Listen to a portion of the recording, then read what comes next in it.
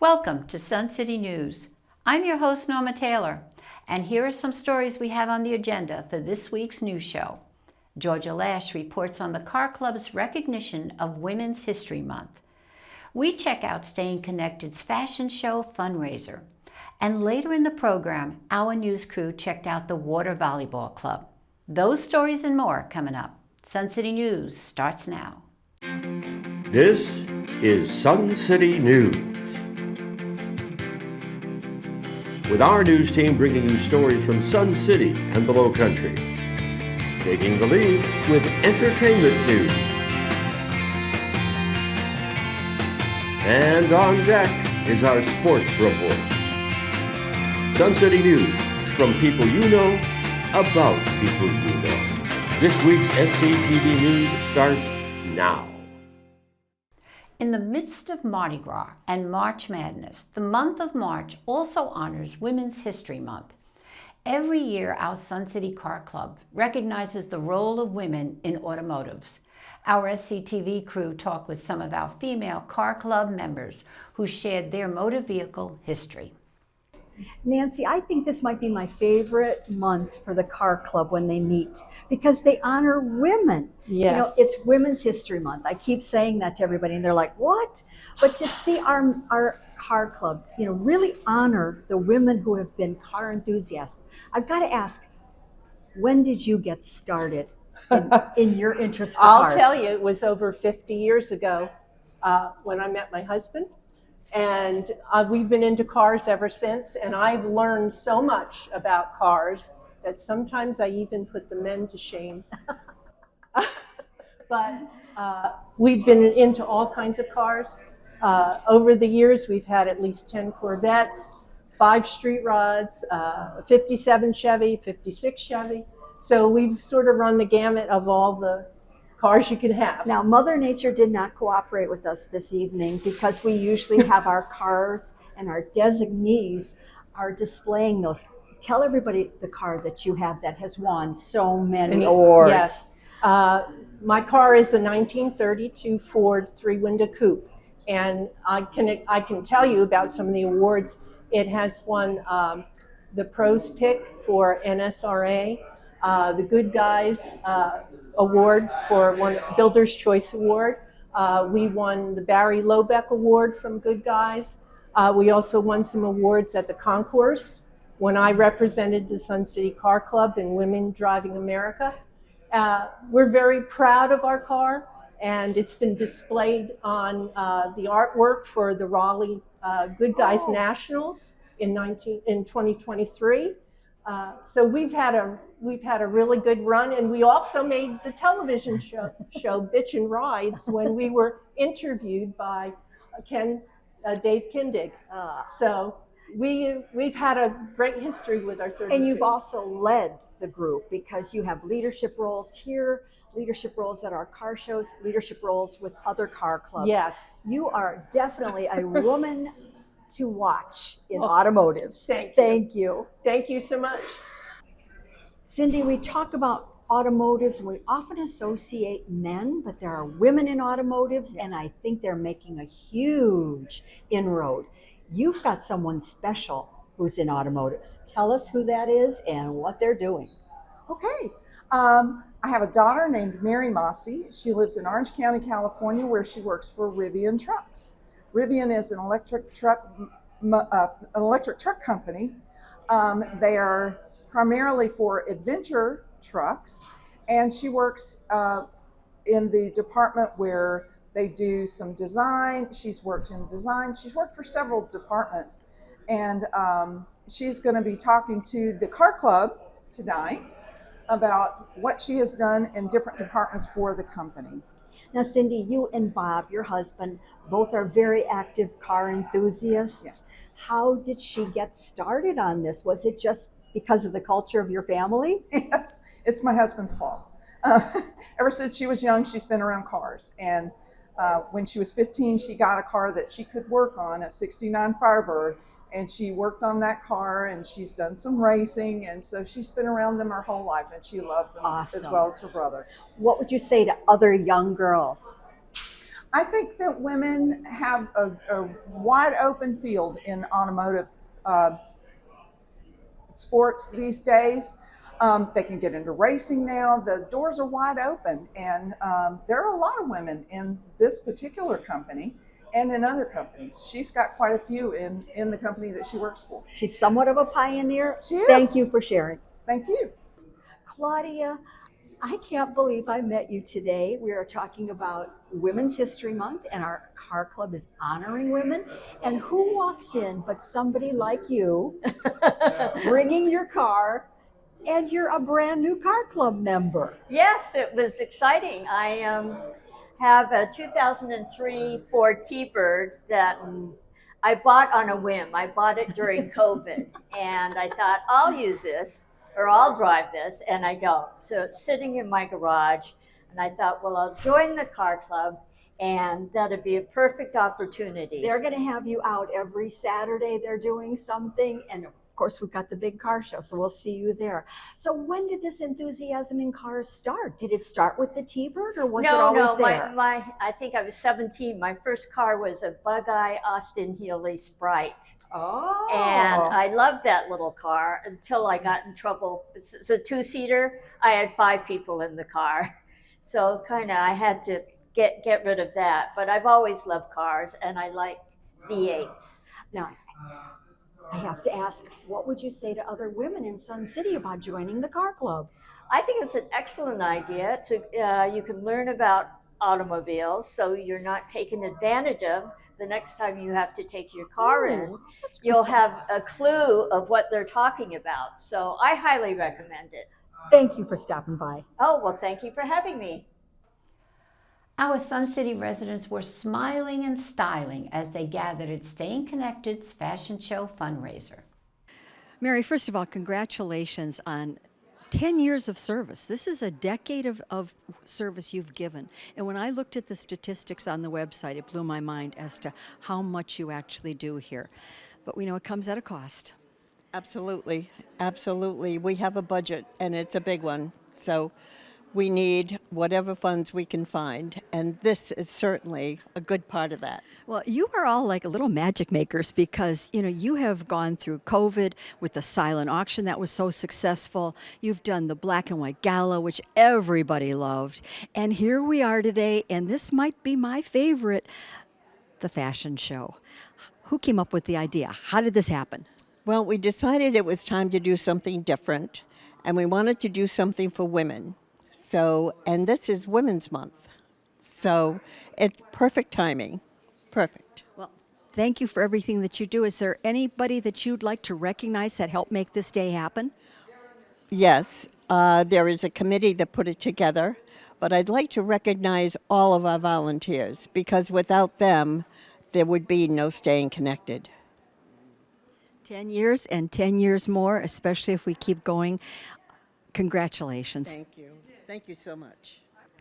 Lucia, I hope that you continue to pat yourself on the back because we're here at this fashion show, brand new idea for fundraising. You're the fundraising coordinator, and you're starting off with how many people bought today, and are we using that term sold out?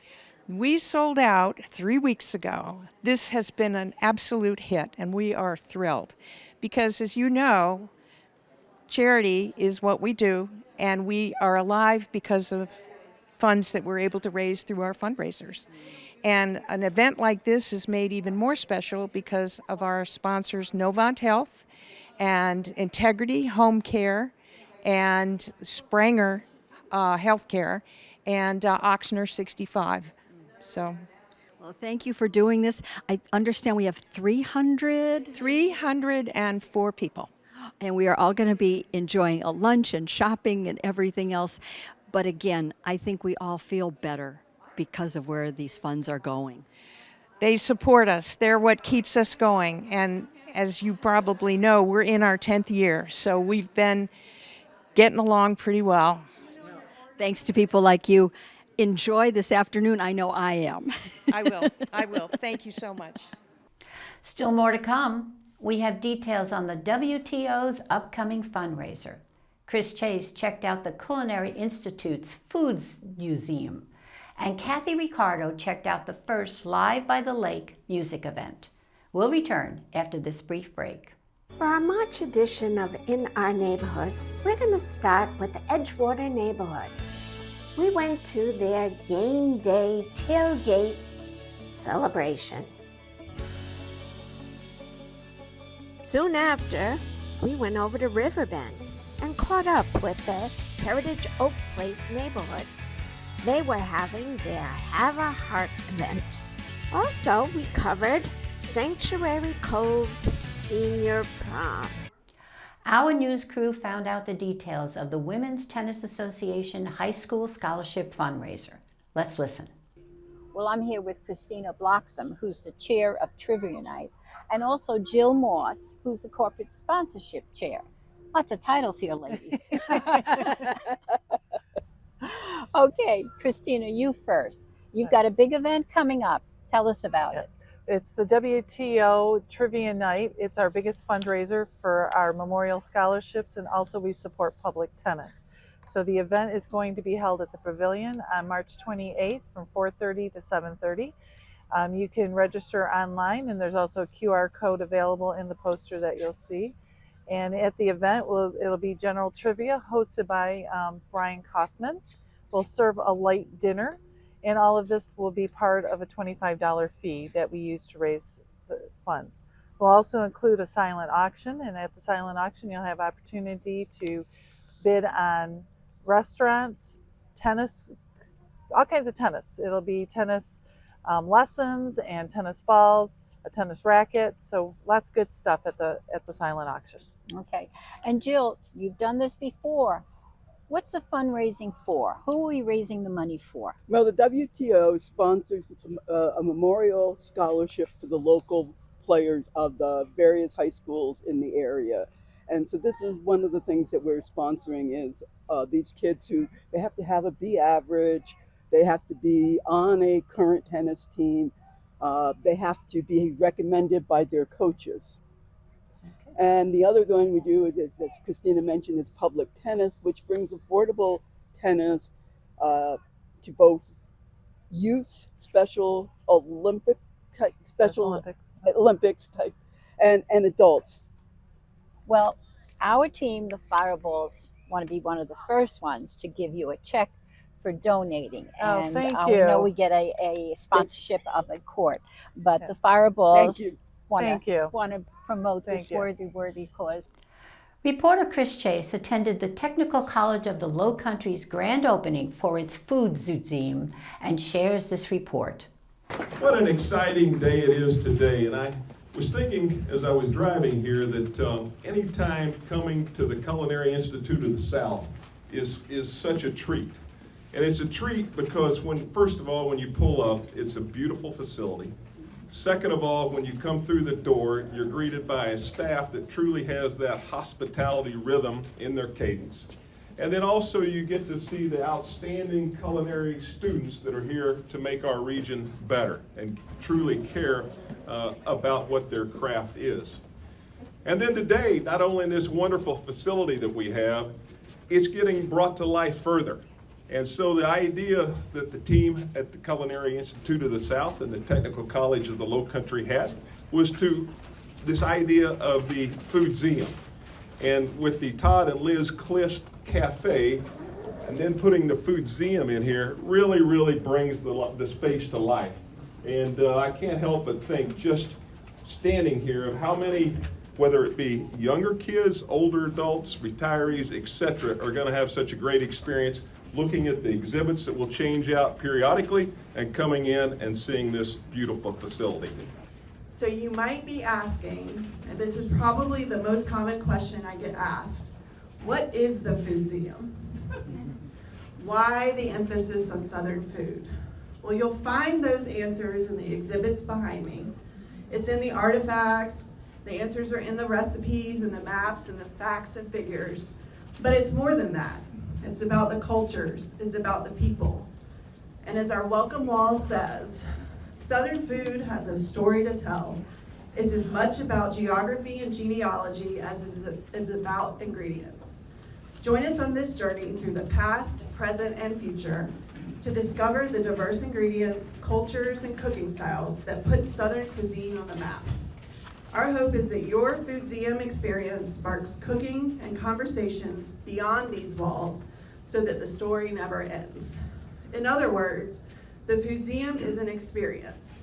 It's one you can taste, talk about, and take with you. Food brings people together, and Southern food seems to do it even better. So again, we're glad you're here today, and we hope you come back again. As we continue to grow, we have revolving exhibits that will be changing. We're going to expand our cafe offerings. We're going to add new programming to include lectures on Southern food. Southern cooking classes are coming soon. As our weather is getting warmer, it's time to embrace the great outdoors. Reporter Kathy Ricardo was excited to cover the first Live by the Lake series of the season. Join us as we dive into the vibrant performance from our very own talented artists, Blight and Frey. Stay tuned as we watch our neighbors grab their beach chairs and settle in to be treated to the upbeat lakeside entertainment. Okay, we are at the first of the season, Live at the Lakes, here at Lake Somerset, and today we have Fred and Blight, and they're from the Heritage Oak Place neighborhood, and we're going to watch their performance here today. A little bit chilly, but they have a crowd. Grab your sweetheart. You know, and there's a song by the Bee Gees called To Love Somebody. And Tom, you know how I feel about you, so. And it's dedicated to Chris and Tom. Oh, this one's dedicated to Chris and Tom. That's right. No, I ain't got you. There's a way. Everybody says to each every little thing. What does it bring if I ain't got you? No, I ain't got you. You don't know what it's like. You don't know. Still much more ahead on Sun City News. Randy Selman brings us an entertainment report. We went to the Perrysburg pool to check out water volleyball. And returning with sports news is Mike Romano. So make sure you come on back.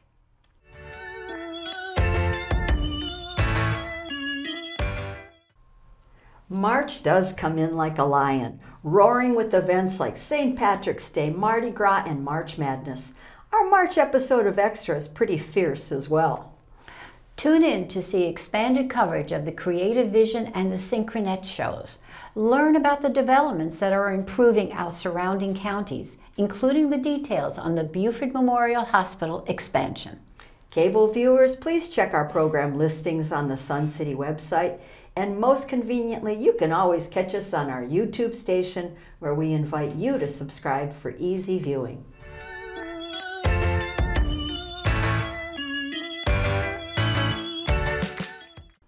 Now let's head over to Randy Selman for some entertainment news. They say that March comes in like a lion and goes out like a lamb. Well, with all the cold and damp weather we've had in February, the March Lamb is springing into action and is offering up some great events for you to enjoy. Live by the Lake is in full bloom every Monday evening at 4. Live music will keep you on your toes, either tapping your feet or getting up to dance. Meet up with your friends or make new ones while you enjoy the bands, sipping some wine, and munching on snacks. Lake Somerset is also dog-friendly, so bring your pet. I'm sure they'll enjoy the music too. Soundwaves Wednesday is back around the Hidden Cypress and Lake House pools. Enjoy the fresh air while you sit around the pool and enjoy the company of others. Bring your own beverages and snacks, and don't forget a towel, just in case you feel like taking a dip in the pool. The fun begins at 4 p.m. On Wednesday, March 12th, the Sun City Shalom Club invites all Sun City residents to Pickney Hall to hear a lecture given by Natanya Miller, Director of Educational Initiatives, who will discuss anti-Semitism and prejudice in today's society. Natanya Miller is a passionate educator and advocate dedicated to fostering inclusive communities. A certified facilitator in the Anti-Defamation League, Natanya engages audiences of all ages and backgrounds in important conversations about anti-bias, understanding identity, and effectively combating hate and anti-Semitism. The lecture begins at 7 p.m. and is a free event. If you enjoy the theater, here are some local productions you might want to grab some tickets for. At the Lean Ensemble, located at the Main Street Theater on Hilton Head, they will be presenting the play Skeleton Crew. This is a story that takes place during the Great Depression, when factories closed their doors and everyday workers were losing their jobs. How will the characters support themselves and their families? And how do they feel when they lose their dreams and aspirations? The show opens on March 20th and runs through March 30th. For more information, call 843-715-6676. Experience the magic of Patsy Cline as the Main Stage Community Theater, located at the Coligny Theater on Hilton Head, proudly presents Always Patsy Cline, a heartwarming musical celebrating the friendship between country music legend Patsy Cline and her devoted fan, Louise Seeger. This beloved musical features many of Patsy's unforgettable hits, including Crazy, I Fall to Pieces, Sweet Dreams, and Walkin' After Midnight. The show runs from Wednesday, March 19th through Sunday, March 23rd. Tickets and for more information, go to mainstreetcommunitytheater.org.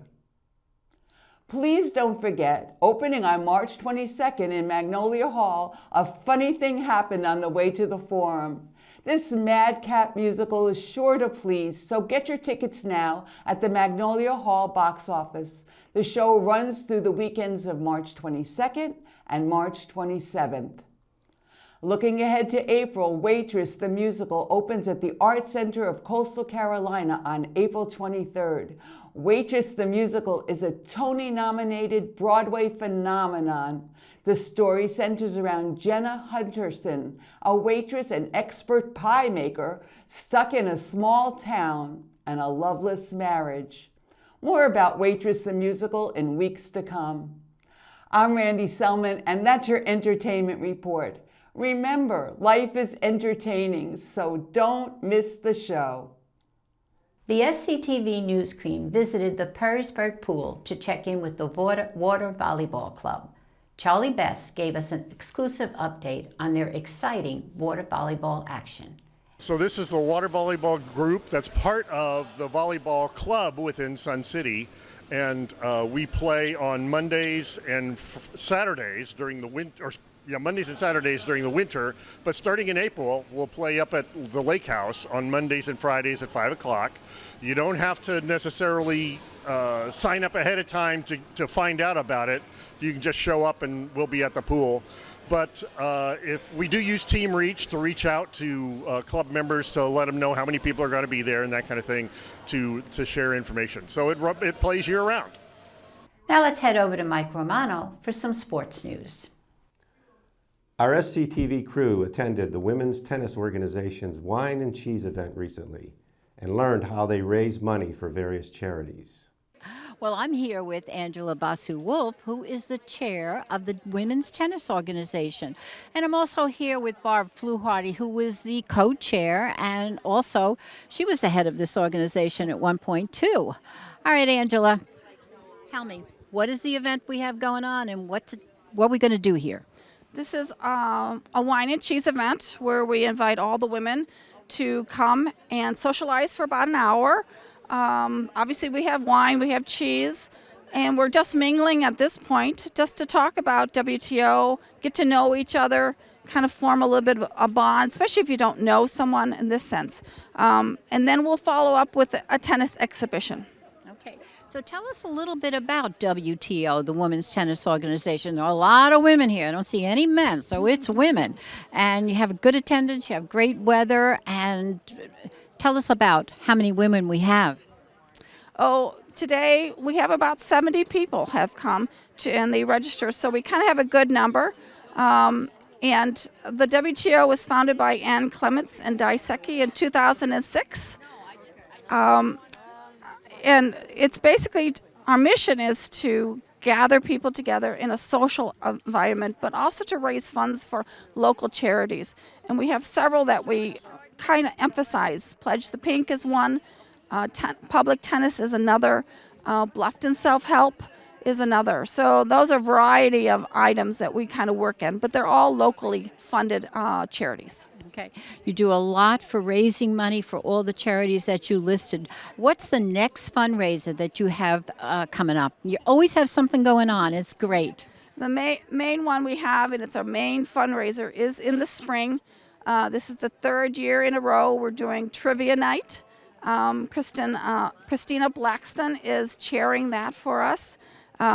It'll be a Friday night, the 28th of March. We'll still have open registration, so if you'd like to register and form a team, it's really easy to do. If you don't have a team, they'll put you on a team, and it's just a fun night of relaxing. A lot of crazy questions, but it does get competitive, so bring your minds, bring your mental stability here. Okay, and we have an exhibition today. Tell us about the exhibition. St. Francis University from Pennsylvania has come to Hilton Head to play several matches. This is their spring break. And they were graciously accepted our invitation to come and do a tennis exhibition. For about an hour and a half, we'll see singles of both men and women and doubles of both men and women. And we're very excited to have another level of play here and to just make it a fun evening. And because of the weather, it's just going to be perfect. Oh, it is going to be perfect. The sun is shining, and it's always great to see the younger generation playing. Maybe we can pick up some pointers. Definitely. What do you think? Definitely. Okay. We also got a chance to speak with the coach of St. Francis University, whose team gave a great exhibition of tennis at its best. Well, I'm here with Eric Hoven, and it's Coach Eric Hoven, and he's the head coach of St. Francis University in Pennsylvania. And that's a long trip you made, Eric, to come here. Tell us about it. Well, being in central Pennsylvania, there's not a lot of our matches that are super close, so we're sort of used to traveling. And, a big part of college tennis is just the experiences that you get it together as a team. And, when they look back on their experience 20 years from now, they're not going to remember all the matches, but this type of trip together, being able to go in a long place, being able to come to a great facility like this and play in front of a lot of people is a really cool thing to be a part of, and it gives them a lot of good memories. Well, it's a special treat for our players here in Sun City. We have a wine and cheese event to celebrate. But tell us, how many kids did you bring? We have a total of 21 players with us. We have 11 guys and 10 girls. And, really, really good group of kids. I mean, as much as, it's Division I and it's a high-level tennis and you look for really good players, we look for really good people. So, we're really fortunate to have some really great kids on the team, students and academically as well. So we're just excited to be here. Now put those addictive electronics down and get that body in motion. Mike Romano for Sun City Sports. To view expanded coverage of sports news, check out Sports Done Right. Well, that's our show for this week. Thank you for watching. Catch us on cable and on our YouTube station, where we invite you to hit like and subscribe. To see expanded coverage of some of our SCTV stories, tune into our monthly show, Extra. And if you have questions and comments, email us at suncitytvhh@gmail.com. But make sure you check in with us next week for all the news that's in your neighborhood. For Sun City News, I'm Norma Taylor.